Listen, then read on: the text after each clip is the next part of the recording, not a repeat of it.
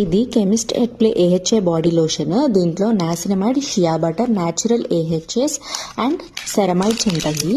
ఈ నాసినమైడ్ వచ్చేసి మనకి స్కిన్ మీద ఉన్న ఫైన్ లైన్స్ అండ్ రింకిల్స్ని అండ్ డార్క్ స్పాట్స్ ఏమన్నా ఉంటే క్లియర్ చేస్తాయి. షియా బటర్ వచ్చేసి ఏజింగ్ అనేది తగ్గించి మనకి స్కిన్ అనేది స్మూత్ చేస్తుంది అనమాట.